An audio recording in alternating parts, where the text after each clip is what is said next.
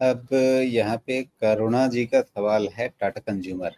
ये पूछ रहे हैं कि ऊपर की ओर इसकी चाल थम सी गई है, तो क्या फिर से 1250 की संभावना बन रही है, और करंट प्राइसेस पे क्या और ऐड करना ठीक रहेगा? टाटा कंज्यूमर कैसा दिख रहा है अभी?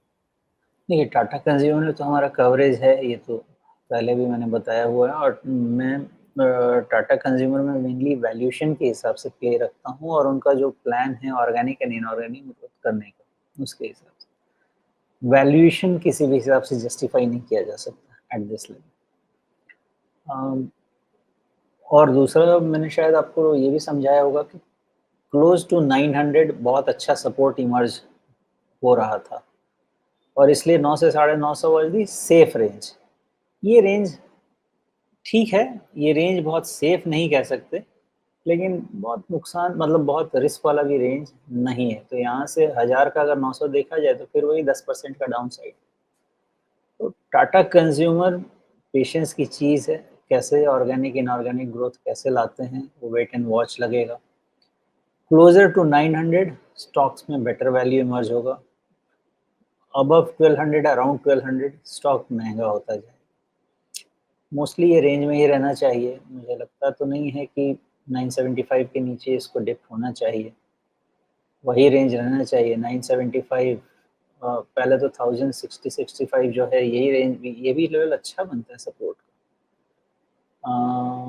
1050 तक भी सपोर्ट हो सकता है, लेकिन ऐसा है कि ये जो राइज हुई थी ना इसकी 935 925 930 से लेके 1180 का, उसके अगेंस्ट का ये करेक्शन चल रहा है। अब ये करेक्शन कहाँ अरेस्ट होगा नहीं पता है, जब अरेस्ट हो जाएगा तब समझेंगे। वैसे एक लेवल बनता तो है कि एनीवेयर क्लोज टू 1050 इसका एक बारी करेक्शन खत्म हो, लेकिन जब तक वहाँ से टर्न नहीं होगा उसका डिसीजन भी मैं अभी नहीं ले पाऊंगा। आज का डेटा ऐसा है, आज का नहीं, रादर कल का डेटा ऐसा था कि इसमें फर्दर प्रॉफिट बुकिंग ट्रिगर हुआ है, और वो फर्दर प्रॉफिट बुकिंग 1050 की तरफ का हो सकता है मैक्सिमम।